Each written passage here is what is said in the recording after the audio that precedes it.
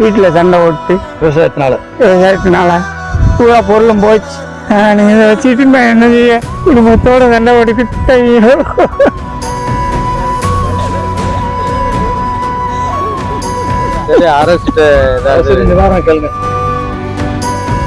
ரெண்டு டாக்டருக்கு டிவி வந்துருச்சு. எதை வச்சு கட்டுறது? நான் யாருக்கு மேல வட்டி வாங்க. ஐயோ போச்சே, எல்லாமே போச்சேன்னு கண்ணீர் விட்டு கதறி அழும் விவசாயி. அது நான் செலவழிச்சது 10 லட்சம் ரூபாய்க்கு மேல செலவழிச்சிருக்கேன். அதெல்லாம் சொல்லக்கூடாது. மற்ற உளுந்து 30 ஏக்கர் போட்டிருக்கேன். பூரா பார்த்தா பூரா ஜாஞ்சிச்சு. 2 ஏக்கர் மிளகா போட்டிருக்கேன், அதுவும் பாதிப்பு தான். 2 ஊருக்கும் பருத்தி போட்டிருக்கோம், அதுவும் பாதிப்பு. 2 ஊருக்கும் உளுந்து போட்டிருக்கோம். எல்லாமே இழப்பீடு அதிகமாக தான் இருக்கு.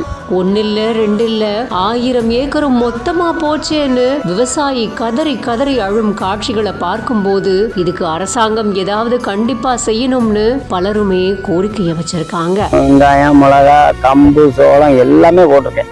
என்ன 2 டிராக்டருக்கும் டீ வெட்டர் நிலைமை இல்லாம இருக்கு.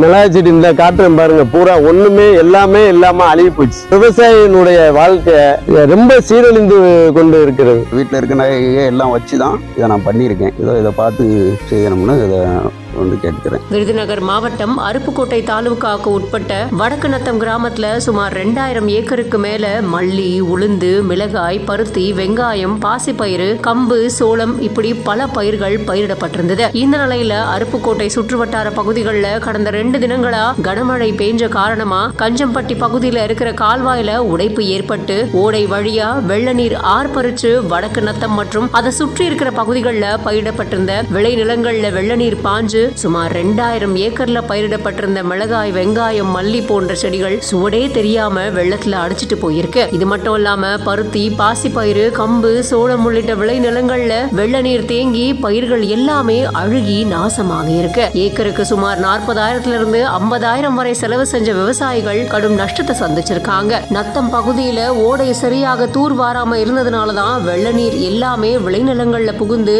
பயிர்கள் எல்லாம் அழிஞ்சு போச்சு அப்படின்னு விவசாயிகள் தெரிவிக்கிறாங்க. பல வருஷமாவே இந்த நிலைமை தான் இருக்கு அப்படின்னும் தொடர்ந்து இந்த மாதிரி நஷ்டத்தை நாங்க சந்திச்சிட்டு இருக்கோம் அப்படின்னும் ஏக்கருக்கு 1000 கணக்கில் செலவு செஞ்சு கடுமையான நஷ்டத்தை சந்திச்சிருக்கிறதா விவசாயிகள் கண்ணீர் மல்க தெரிவிச்சிருக்காங்க.